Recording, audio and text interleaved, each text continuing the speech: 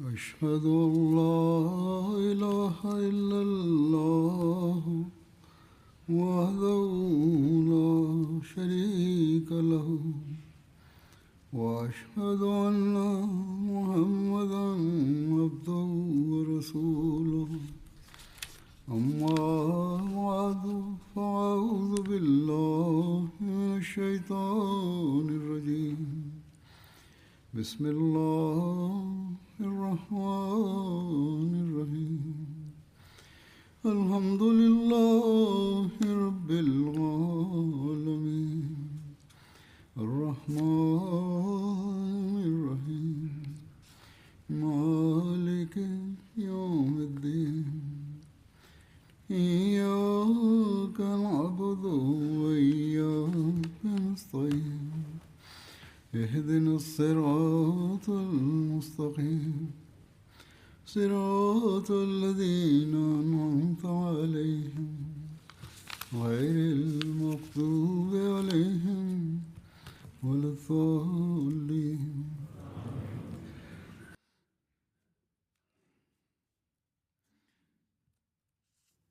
До Джальсы Соляна ежегодного съезда было упомянуто о победе над Меккой. Я упомянул некоторых яростных противников ислама и их последующее принятие ислама.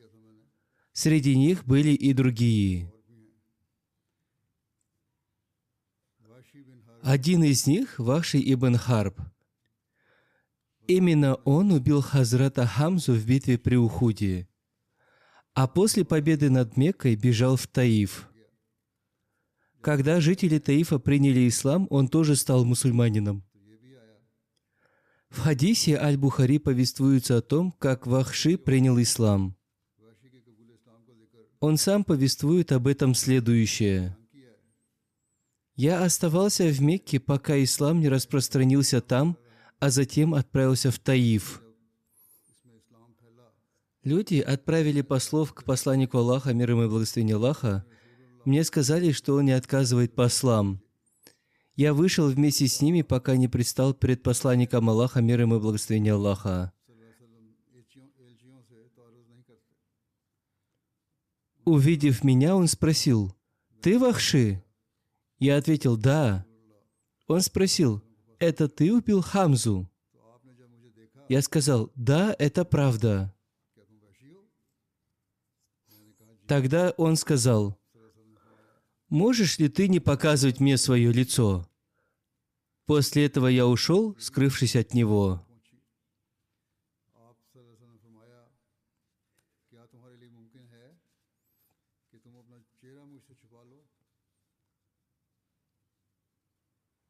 То есть посланник Аллаха, мир ему и благословение Аллаха, велел ему не показываться, чтобы не напоминать о случившемся.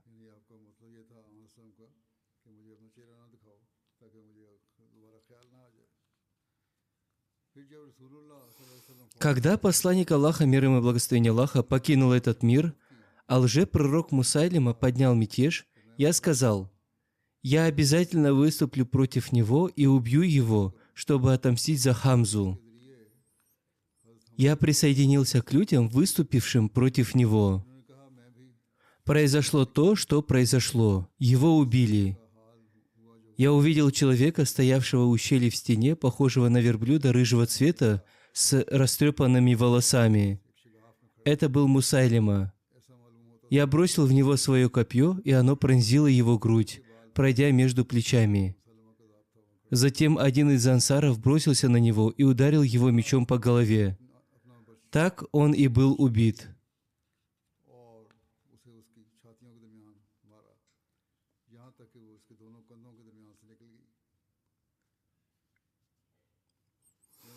Также была рабыня Амра ибн Хашима по имени Сара. Она была певицей.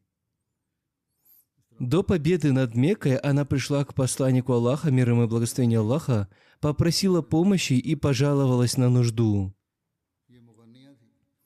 Посланник Аллаха, мир ему и благословение Аллаха, спросил ее: «Что случилось с твоим пением?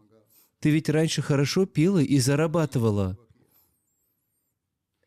Она ответила: С тех пор, как вожди многобожников погибли в битве при Бадре, они перестали слушать песни.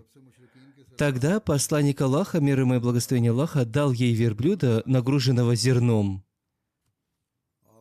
Однако она снова вернулась к курайшитам. Ибн Хаталь подстрекал ее, снабжая оскорбительными стихами о посланнике Аллаха, мир ему и благословение Аллаха. Даже получив помощь, она не прекратила свои действия и продолжала распевать эти хулительные стихи. Именно у нее было найдено письмо Хатиба, да будет доволен им Аллах. Позже она приняла ислам и прожила до времени правления Хазрата Умара, да будет доволен им Аллах. Также была рабыня Ибн Хаталя по имени Фартана. Она тоже пела оскорбительные стихи о посланнике Аллаха, мир ему и благословение Аллаха, но впоследствии приняла ислам. Затем описывается принятие ислама Харисом ибн Хишамом. Он был одним из самых уважаемых и знатных людей Мекки и приходился двоюродным братом Абу Джахлю по отцу. Его женой была сестра Халида ибн Валида. Во время победы над Меккой он и Абдуллах ибн Аби Рабия укрылись в доме Умми Хани, потому что Хазрат Али, да будет доволен им Аллах, их преследовал, чтобы казнить. Умми Хани спрятала их у себя, а затем пришла к посланнику Аллаха, мир ему и благословение Аллаха, и сказала: «Я предоставила им убежище».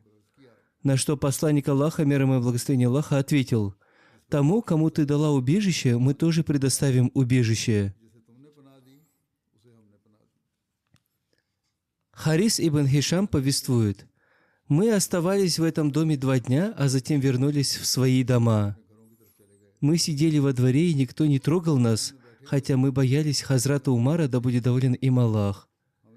Клянусь Аллахом, однажды я сидел у своих ворот, укрывшись плащом, как вдруг появился Хазрат Умар, да будет доволен им Аллах, с группой мусульман.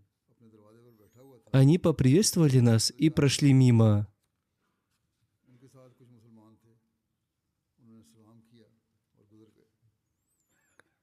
Мне было стыдно, что посланник Аллаха, мир ему и благословение Аллаха, увидит меня, ведь он всегда видел меня среди многобожников. Но затем я вспомнил его доброту, милосердие и мягкость. Я решил встретиться с ним, когда он входил в Масджид Аль-Харам, заповедную мечеть. Он встретил меня с улыбкой. Я поприветствовал его и произнес шахаду. Посланник Аллаха, мир ему и благословение Аллаха, сказал: «Хвала Аллаху, который наставил тебя. Как такой человек, как ты, мог оставаться вдали от ислама?» Харис сказал: «Клянусь Аллахом, я понял, что невозможно отделиться от ислама».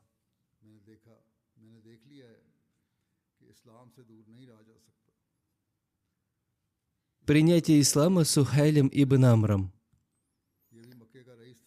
Сухайль ибн Амр тоже был одним из знатных жителей Мекки. Именно он представлял курайшитов при заключении Худайбийского договора. Сухайль повествует: «Когда посланник Аллаха, мир ему и благословение Аллаха, вошел в Мекку и одержал победу, я заперся у себя дома. Я отправил своего сына Абдуллаха к посланнику Аллаха, мир ему и благословение Аллаха, чтобы он попросил для меня защиты. Я боялся, что меня казнят. Абдуллах пришел к посланнику Аллаха, мир ему и благословение Аллаха, и сказал: «О посланник Аллаха, мой отец просит у тебя убежища». Хотя жителям Мекки уже было даровано прощение, Сухайль был одним из самых ярых противников ислама и не мог поверить, что его оставят в живых. В своем невежестве он думал, что мусульмане обязательно отомстят ему. Поэтому он снова отправил сына к посланнику Аллаха, мир ему и благословение Аллаха. Посланник Аллаха, мир ему и благословение Аллаха, сказал: «Он находится под защитой Аллаха. Пусть выходит и свободно передвигается». Затем посланник Аллаха, мир ему и благословение Аллаха, обратившись к сидящим рядом с подвижником, сказал: «Если кто-то из вас встретит Сухайля, пусть не смотрит на него с неприязнью. Такой разумный и благородный человек, как он, не сможет долго оставаться вдали от ислама. Он уже понял, что его прежнее положение неверного не принесет ему пользы». Когда Абдуллах передал отцу слова посланника Аллаха, мир ему и благословения Аллаха, Сухайль воскликнул: «Клянусь Аллахом, ты и в детстве был милосердным, и теперь остаешься таким же». Сухайль свободно передвигался по Мекке. В битве при Хунайне он еще оставался язычником и сражался против мусульман. Однако на обратном пути в местечке Джираан, примерно в 27 километрах от Мекки, он принял ислам. После этого в нем произошла удивительная духовная перемена. Его набожность после принятия ислама. Среди знатных курайшитов, принявших ислам после победы над Меккой, не было никого, кто соблюдал бы молитвы, посты и подавал милостыню так усердно, как Сухайль. Он часто плакал, особенно когда читал священный Коран.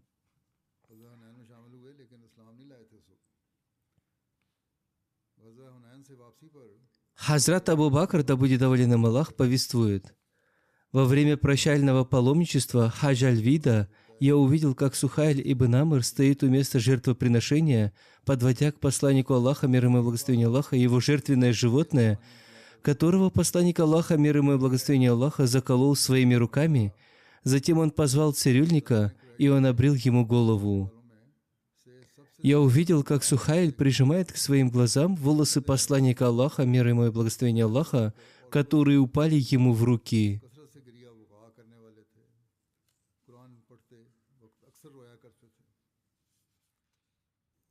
Хазрат Абу Бакр, да будет доволен им Аллах, добавил: «Тогда я вспомнил, как этот же Сухайль во время заключения Худайбийского мирного договора запрещал писать слова «Бисмилляхи рахмани рахим» в тексте договора и требовал убрать слова «Посланник Аллаха» рядом с именем Мухаммада, мир ему и благословение Аллаха.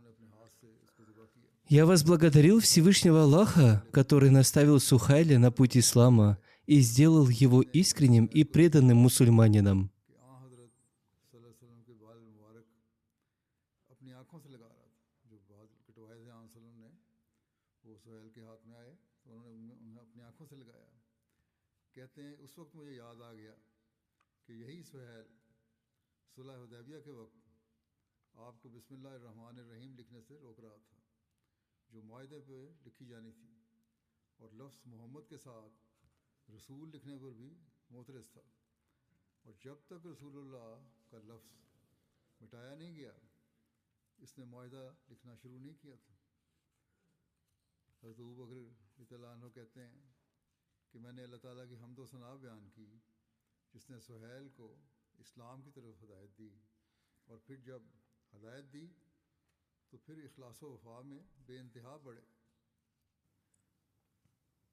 Повествуется также еще об одном подвиге Сухайля ибн Амра.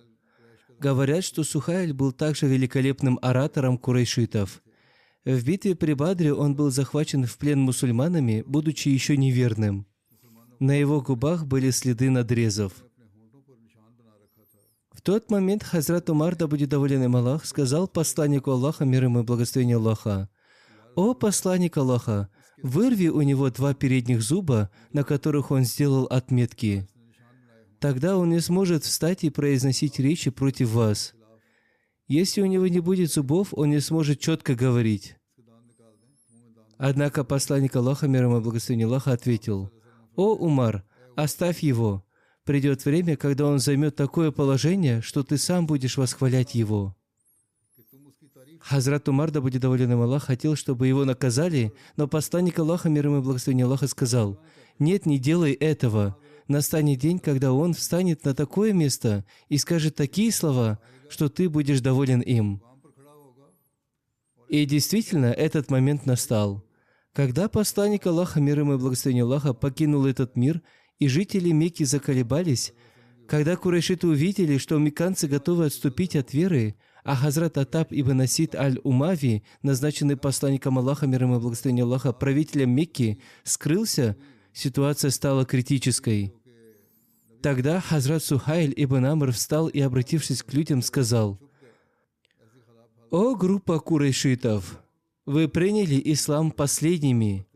Не будьте же первыми, кто отступит от него после этого.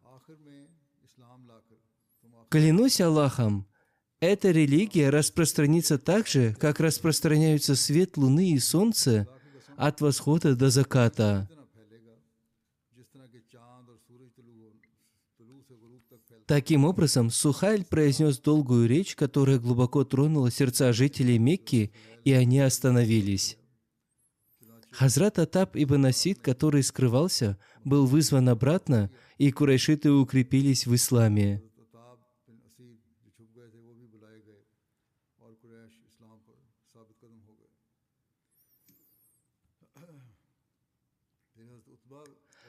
Затем повествуется о принятии ислама Хазратом Утбой и Муатабом.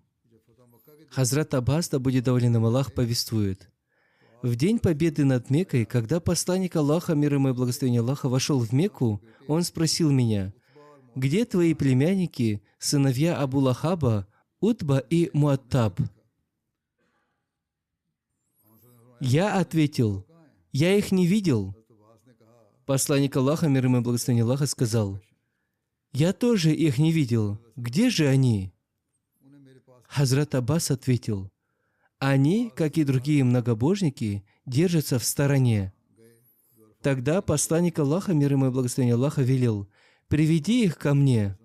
Хазрат Аббас отправился верхом в долину Урана, что близ Арафата, и привел их. Посланник Аллаха, мир ему и благословение Аллаха, призвал их к исламу, и они приняли его, принеся баят, обет верности. Затем посланник Аллаха, мир ему и благословение Аллаха, встал, взял их за руки и подвел к Мультазаму, месту между черным камнем и дверью Каабы, где принято прижиматься к стене и молиться. Это особое место принятия молитв. Он некоторое время возносил мольбу, а затем вернулся. На его лице была видна радость. Хазрат Аббас сказал: «О посланник Аллаха, да обрадует тебя Аллах! Я вижу на твоем лице следы радости». Посланник Аллаха, мир ему и благословение Аллаха, ответил: «Я просил у своего владыки 2 сыновей моего дяди, и он даровал их мне».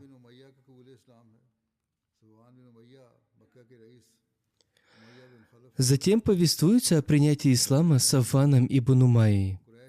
Сафан ибн Умайя был сыном Умайи ибн Халафа, одного из знатных вождей Мекки. В эпоху невежества он принадлежал к числу аристократов-курайшитов и был одним из самых красноречивых среди них. Он также был яростным врагом ислама и входил в число тех, кто причинял мусульманам в Мекке страдания и мучения.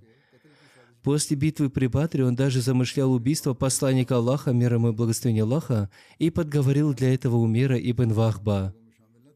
Хотя его имени не было в списке тех, кому было повелено убить, он сам в страхе бежал из Мекки, опасаясь, что его казнят. Он направился к побережью Красного моря в сторону Джидды.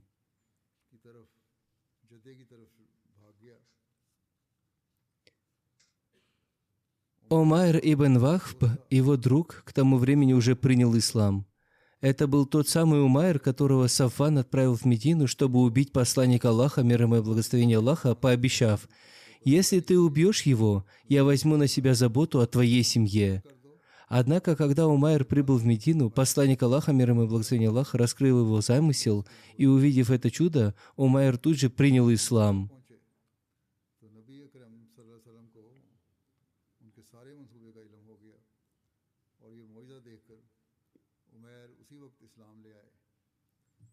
Теперь, во время победы над Меккой, Умайр ибн Вахб очень хотел, чтобы его друг Сафван также принял ислам и переживал за него. Он пришел к посланнику Аллаха, мир ему и благословение Аллаха, и сказал: «О посланник Аллаха, Сафван – вождь моего народа. Он бежал, опасаясь вас. Пожалуйста, предоставьте ему убежище». Посланник Аллаха, мир ему и благословение Аллаха, ответил: «Он под защитой». Хазрат Умайр ибн Вахб попросил: «Подайте мне какой-нибудь знак, чтобы я мог показать ему, что вы предоставили ему убежище». Тогда посланник Аллаха, мир ему и благословение Аллаха, снял свою чалму, которая была на нем, и отдал ее Хазрату Умайру.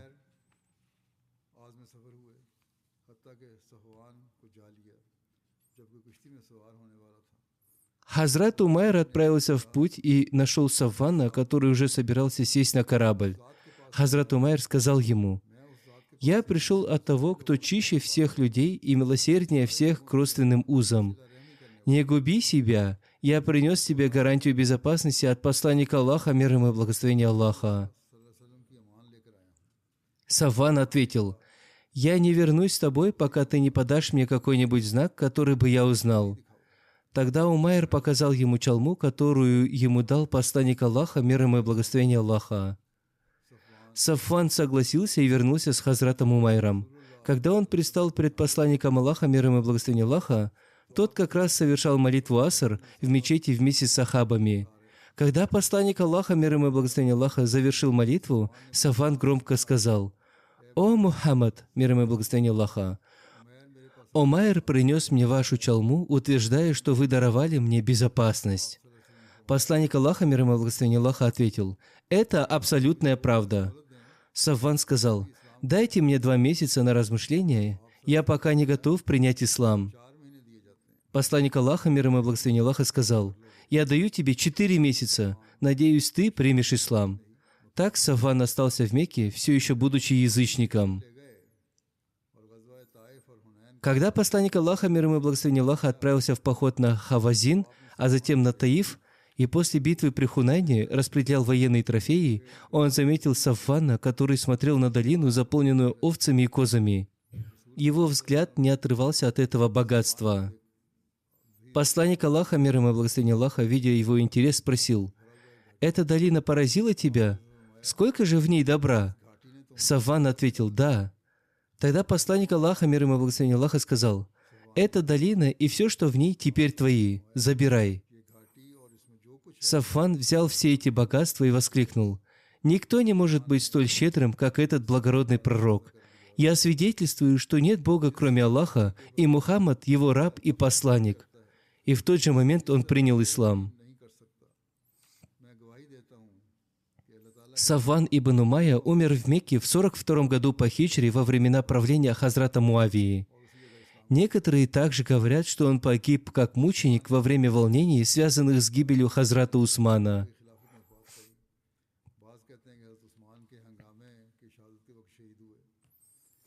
В большинстве знатных лидеров города, принявших ислам во время победы над Меккой, позже произошли глубокие духовные преобразования. Об этом упоминает Хазрат обетованный реформатор, да будет доволен им Аллах. Однажды в период своего халифата Хазрат Умар, да будет доволен им Аллах, прибыл в Мекку. К нему пришли знатные люди города, представители известных и влиятельных семей. Они думали: Умар хорошо знает наши семьи, и теперь, когда он стал правителем, он окажет нам должное уважение, и мы вернем себе утраченное положение. Они начали беседовать с Хазратом Умаром, но в этот момент туда вошел Хазрат Билял, да будет доволен им Аллах.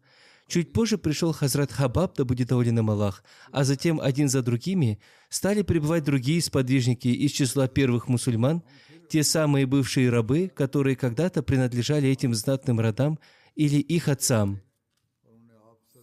Хазрат Умар встречал каждого из них с величайшим уважением, как почетных гостей, несмотря на их прошлое. Хазрат обетованный реформатор, да будет доволен им Аллах, пишет, что Хазрат Умар приветствовал каждого бывшего раба так, будто перед ним были самые знатные люди, а знатным мекканцам он говорил: «Отодвиньтесь немного назад». Постепенно, по мере того, как приходили все новые и новые сподвижники из числа первых мусульман, знатные гости вынуждены были отступать все дальше. В те времена не было больших залов, помещение было маленьким, и вскоре знатным мекканцам пришлось отойти настолько, что они оказались у самого входа, то есть там, где снимают обувь. Когда эти гордые вожди Мекки оказались в таком униженном положении и увидели, как одного за другим бывших рабов усаживают впереди них, их сердца содрогнулись от боли.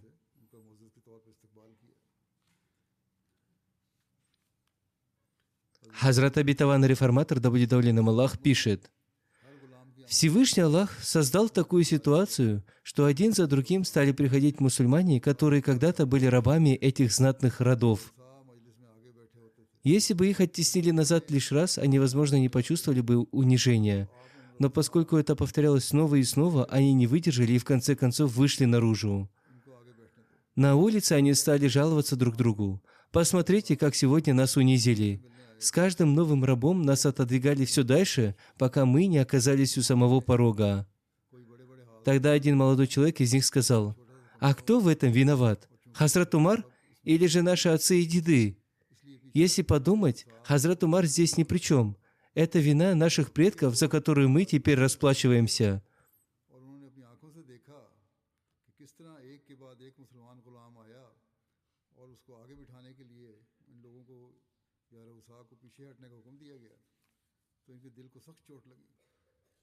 और मुस्लिम लिखते हैं कि खुदा ताला ने भी उस वक्त कुछ ऐसे सामान पैदा कर दिए कि यके बाद दीगरे कई ऐसे मुसलमान आ गए जो किसी ज़माने में कुफार के गुलाम रह चुके थे। अगर एक बार ही रऊसा पीछे हटते तो उनको एहसास भी ना होता, मगर चूंकि बार बार उनको पीछे हटना पड़ा, इसलिए वो इस बात को बर्दाश्त न कर सके और उठकर बाहर चले गए। बाहर निकलकर Когда Всевышний Аллах не спаслал своего посланника, мир ему и благословение Аллаха, они отвергли его, а эти рабы приняли ислам и стойко переносили все страдания. Так что если сегодня нас унизили на этом собрании, вина не Хазрата Умара, а наша собственная. उम्र का है या हमारे बाप दादा का। Услышав это, другие сказали: «Мы признаем, что это следствие ошибок наших отцов, но есть ли способ смыть это пятно позора?» Они стали советоваться, но не нашли решения. Тогда они решили спросить самого Хазрата Умара: «Вы знаете, что произошло сегодня, и мы тоже понимаем. Есть ли способ искупить этот стыд?» Хазрат Умар, да будет доволен им Аллах, сказал: «Мне пришлось просить их, потому что эти люди были уважаемыми на собраниях посланника Аллаха, мир ему и благословение Аллаха. Возможно, сейчас они ваши рабы, но при посланнике Аллаха, мир ему и благословение Аллаха, они занимали почетное место, поэтому я тоже был обязан проявить к ним уважение». Тогда они ответили: «Мы понимаем, что это последствия наших собственных ошибок, но есть ли способ смыть этот позор?» Хазрат Обетованный Реформатор, да будет доволен им Аллах, продолжил: «Мы, живущие сегодня, не можем в полной мере осознать, каким авторитетом и властью обладали эти знатные мекканцы. Но Хазрат Умар, выросший в Мекке, хорошо знал их семьи. Он помнил, что их отцы и деды внушали такой трепет, что никто не смел поднять на них глаза. Когда эти молодые люди спросили его, перед глазами Хазрата Умара, да будет доволен им Аллах, всплыли все эти воспоминания. Его охватила глубокая скорбь, и от волнения он не смог говорить. Он лишь поднял руку и указал пальцем на север, давая понять: на севере и в Сирии идут сражения за ислам. Если вы присоединитесь к ним, возможно, это станет вашим искуплением. Они немедленно отправились в путь. История свидетельствует, что ни один из этих знатных юношей не вернулся живым. Все они обрели мученическую смерть на поле боя. Так они смыли пятно позора со своих семей. Говорят, что в битве при Ярмуке эти вожди проявили достойную восхищения храбрость и самопожертвование. Как об этом сказал Хазрат Обетованный Реформатор, да будет доволен им Аллах, когда битва закончилась, мусульмане стали искать, в частности, Икраму и его товарищей. И что же они увидели? 12 человек были тяжело ранены, среди них был и Икрама. Один мусульманский воин подошел к ним и, увидев состояние Икрамы, которое было очень тяжелым, сказал: «О, Икрама, у меня есть бурдюк с водой, попей немного». Икрама отвернулся и увидел, что рядом лежит тяжело раненый Хазрат Фазль, сын Хазрата Аббаса. Икрама сказал тому мусульманину: «Моя гордость не позволяет мне пить воду, когда те, кто поддержал посланника Аллаха, мир ему и благословение Аллаха, в то время, когда я был ярым противником, их потомки умирают от жажды». Пусть сначала напоит Хазрата Фазля ибн Аббаса, а если что-то останется, тогда принеси мне. Тогда мусульманин подошел к Хазрату Фазлю, но тот указал на другого раненого и сказал: «Сначала напои его, он более достоин». Когда воин подошел к этому раненому, тот указал на следующего и сказал: «Он более достоин, напои его первым». Продолжалось так, что кому бы он ни подходил, его отправляли к другому, и никто не пил. Когда он добрался до последнего раненого, тот уже скончался. Он вернулся к остальным, но к тому моменту, когда он дошел до Хазрата Икрамы, все они уже умерли. में से 12 शदीद जख्मी हैं। उनमें से एक इक्रमा भी थे। एक मुसलमान सिपाही उनके पास आया और इक्रमा से की हालत देखी, बड़ी ख़राब थी। उसने कहा, ए इक्रमा, मेरे पास पानी की छागल है, तुम कुछ पानी पी लो। इक्रमा ने मुंह फेर कर देखा तो पास ही हज़रत अब्बास के बेटे हज़रत फजल ज़ख्मी हालत में बैठे पड़े हुए थे। इक्रमा ने इस मुसलमान से कहा कि मेरी गैरत ये बर्दाश्त नहीं कर सकती कि जिन लोगों ने रसूलुल्लाह सल्लल्लाहु अलैहि वसल्लम की उस वक्त मदद की जब मैं आपका शदीद मुखालिफ था, वो और उनकी औलाद तो प्यास की वजह से मर जाए और मैं पानी पीकर जिंदा रहूं। एक दूसरे की После победы над Меккой посланник Аллаха, мир ему и благословение Аллаха, отправил несколько отрядов в разные регионы. Их основной целью не была война, они были отправлены для призыва ко Всевышнему Аллаху и разрушения крупных идолов, которые становились препятствием на пути веры в единого Бога. Среди арабов особенно почитались 3 идола или богини – Лат, Манат и Узза.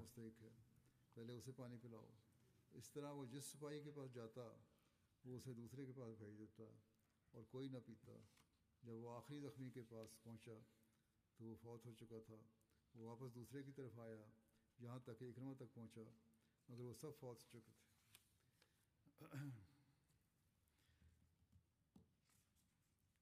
दावत अल्लाह के लिए और बाज़ बड़े बुतों के इंहिदाम के लिए हज़रत सल्लल्लाहु अलैहि वसल्लम ने दस्ते मुकर्रर फरमाए थे, उनको रवाना फरमाया। इसका जिक्र यूँ मिलता है कि फ़तह मक्का के बाद नबी अकरम सल्लल्लाहु अलैहि वसल्लम ने मुख्तलिफ़ मुकामात की तरफ दस्ते भेजे। बुनियादी तौर पर ये जंग व क़िताल के लिए नहीं थे, इनका मकसद दावत इल्लाह का पैगाम पहुँचाना था और बाज़ जगहों पर नस्ब किए हुए बुतों को गिराना था, जो तौहीद पर ईमान लाने में एक रोक थी। Лат. Этот идол находился в Таифе и пользовался огромным почитанием среди арабов. Люди клялись его именем и приносили ему дары. Амр ибн Лухай, которого считают основателем идолопоклонства среди арабов, распространил ложное убеждение о том, что Аллах, упаси Аллах, проводит зиму у Лата, а лето у Уззы.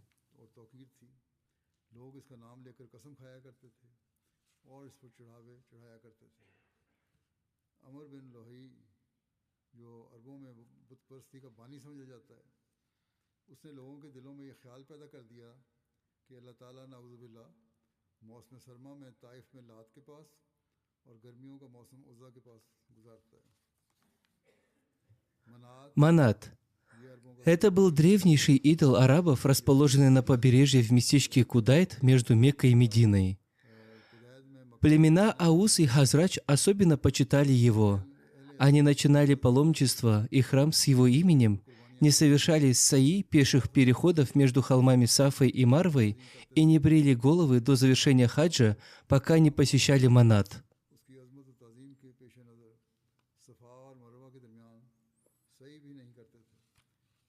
Арабские язычники считали свой хадж неполноценным без поклонения этим идолам. Аль-Узза был главным идолом курайшитов, установленным возле Нахлы. Для нее они построили жертвенник, куда приносили дары, давали клятвы ее именем и даже называли своих детей в ее честь.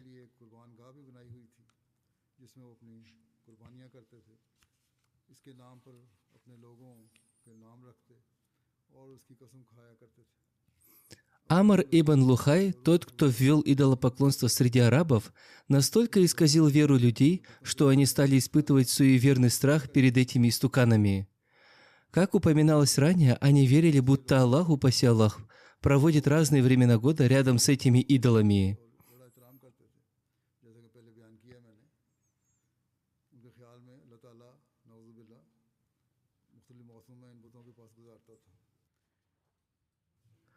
Из-за таких ложных представлений Аль-Уза стала почитаться наравне с Каабой. Если паломники несли дары в Мекку, то другие несли их к этому идолу.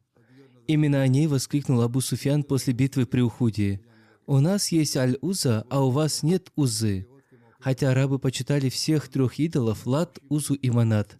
Аль-Уза была особой для курайшитов. Лат для племени Сакиф, а Манат для Ауз и Хазрадж.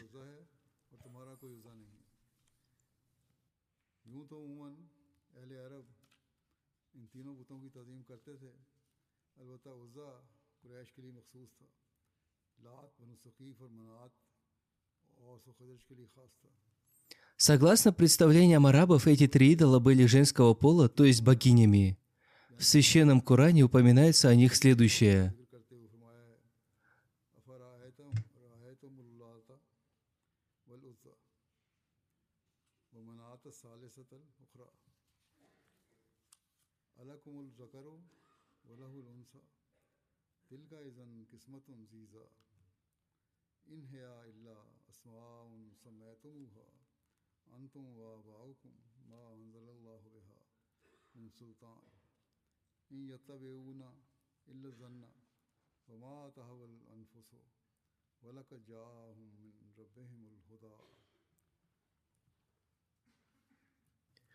Видите ли вы Аль-Лат или Аль-Узу и Манат, третью иную?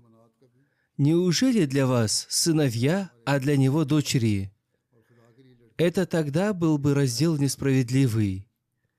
Это не что иное, как имена, которыми вы называли их, вы и отцы ваши. Не ниспослал Аллах с ними никакого довода. Не следуют они, многобожники, ничему, кроме предположения и тому, чего жаждут души их, когда воистину пришло уже к ним наставление от владыки их.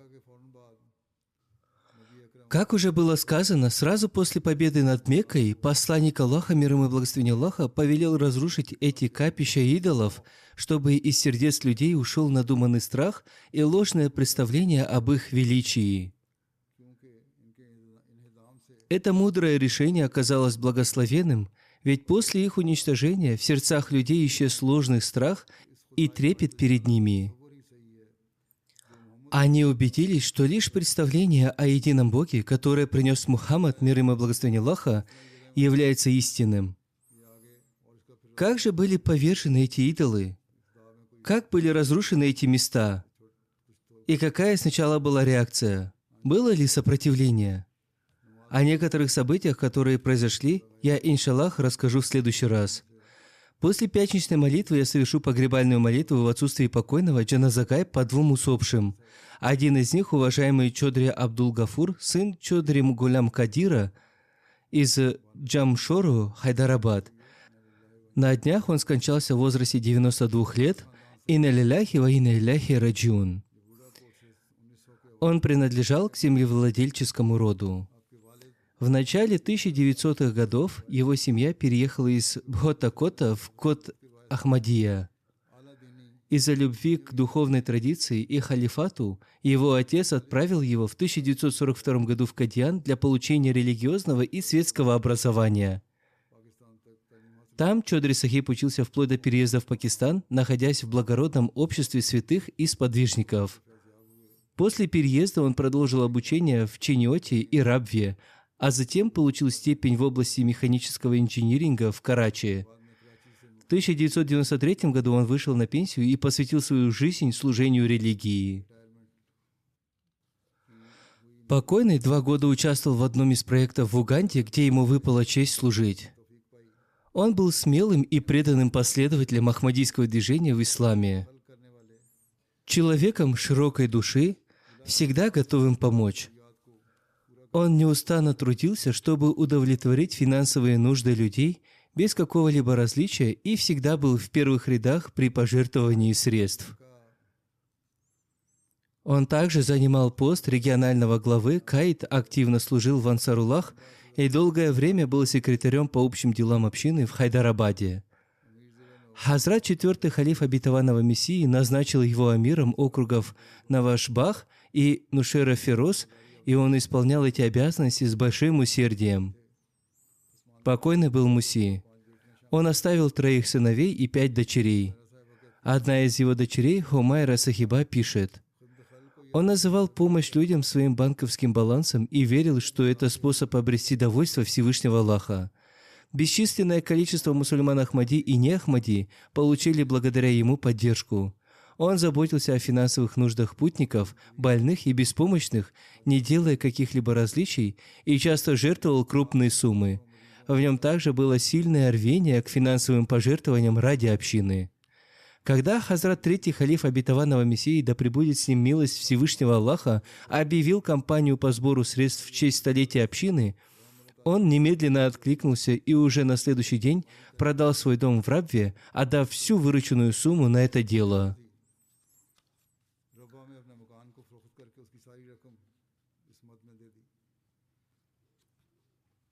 В 1966 году, после своего избрания халифом, Хазрат Третий халиф обетованного Мессии, да пребудет с ним милость Всевышнего Аллаха, посетил Синд и в том числе их дом в Хайдарабаде, код Ахмадия. И в 1981 году, когда в Рабве строился дворец халифата, Касри Халифат, правительство Пакистана предложило ему отправиться в Африку для участия в важном проекте. Это была большая возможность. Однако, когда он пришел за советом к халифу, тот сказал: «Не отправляйся туда, оставь это. Сейчас строится дворец халифата, Касри Халифат, закладывается перекрытие, займись его руководством». На следующий же день он взялся за эту работу и остался в Рабве. И Всевышний Аллах вознаградил его. После завершения строительства, когда он вернулся и использовал оставшийся отпуск, правительство снова предложило ему тот же контракт. Он часто говорил: «Все это произошло исключительно благодаря благословению халифата».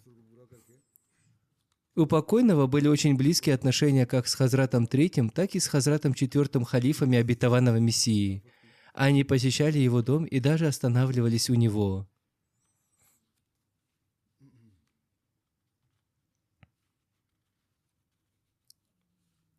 Когда я был в Пакистане, я тоже посещал его дом и даже переночевал там. Он был невероятно гостеприимным человеком. Однажды мне пришлось ехать ночью по Синду, а обстановка в тех краях была неспокойной. Он сказал: «Я сам отвезу вас». Шел сильный дождь, почти ливень, дороги были затоплены, но он все же отвез меня. Мы прибыли на место поздно ночью. Я предложил ему остаться до утра, сказав: «Не возвращайтесь одни ночью». Но он ответил: «Нет», сел в машину и сразу же отправился в обратный путь. Он был человеком необычайной смелости и отваги.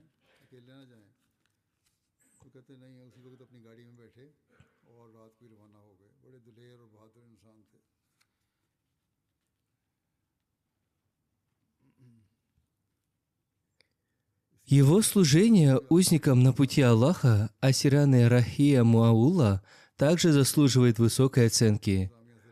Он лично посещал тюрьмы, договаривался с администрацией и организовывал необходимые условия для заключенных. Его сердце было наполнено искренним желанием служить человечеству. Он заботился о родных, помогал бедным и нуждающимся. Его дочь вспоминает: он оказывал людям огромную помощь. В нем горела глубокая любовь к системе института Ахмадийского халифата. Он был из тех, кто без колебаний отвечал: «Лабейк, вот я перед тобой», на каждый призыв халифа времени.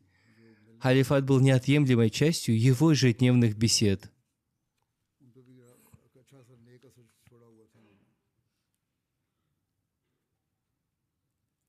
Даже не Ахмади, которые с ним общались, часто вспоминает его добродетели.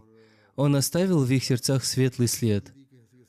Его круг общения был очень широким, и везде его знали как преданного мусульманина Ахмади. У него были прекрасные отношения с высокопоставленными чиновниками Синда и представителями политических кругов. Он часто дарил им экземпляры священного Корана, изданных общиной, и смело представлял общину, а если была возможность, даже привозил их в Рабву.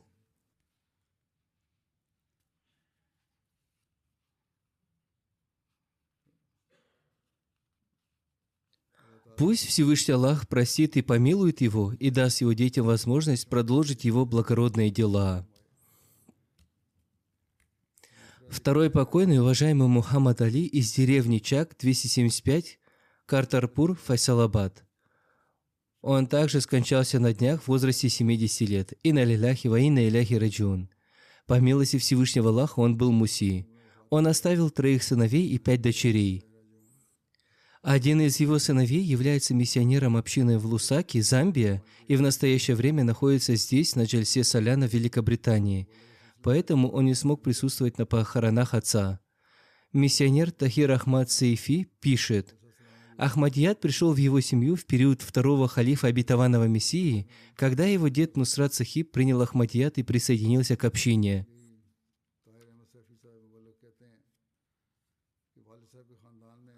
Покойный был богобоязненным человеком, соблюдающим пост и молитвы, в том числе ночные, тахаджуд. Он обладал добрым нравом, был скромным, общительным и полным желания служить людям. Всегда встречал других с улыбкой на лице. В его сердце горела безграничная любовь к институту Ахмадийского халифата. Перед любым важным делом он писал письмо халифу времени с просьбой о молитвах. Он активно, но без показухи, участвовал в религиозных и общинных делах и по мере возможностей вносил финансовые пожертвования. Когда началось вещание МТА, мусульманское телевидение Ахмадия, у него дома не было телевизора. Но как только трансляции начались, он сразу же приобрел телевизор, чтобы слышать живое обращение халифа. Я не припомню ни одной инициативы халифа, в которой бы мой отец не участвовал самым активным образом.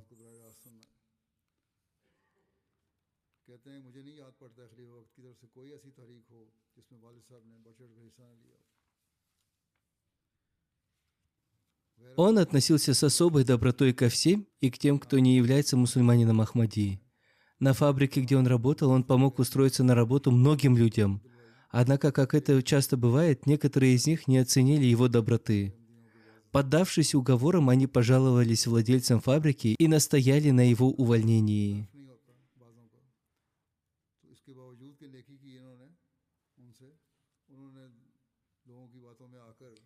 Несмотря на несправедливость, он не поднял шума, а лишь обратился с мольбой ко Всевышнему Аллаху. Через некоторое время владелец фабрики снова пригласил его и восстановил в той же должности. Но что удивительно, даже к тем, кто поступил с ним несправедливо, он продолжал относиться с добротой и помогал им в работе. Больше, чем словами, он проповедовал своим прекрасным характером. Благодаря этому 8 человек в Файсалабаде приняли Ахмадият.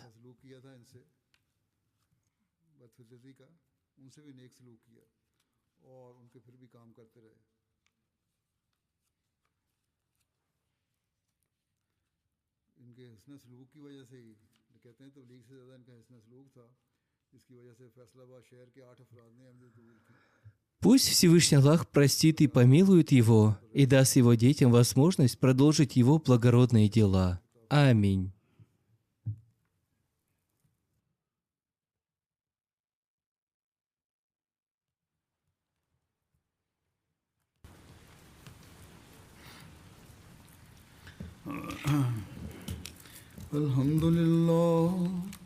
الحمد لله نحمده ونستعينه ونستغفره ونؤمن به ونتوكل عليه ونعوذ بالله من شرور أنفسنا ومن سيئات أعمالنا من يهده الله فلا مضل له ومن يضلل فلا هادي له ونشهد أن لا إله إلا الله ونشهد أن محمدا عبده ورسوله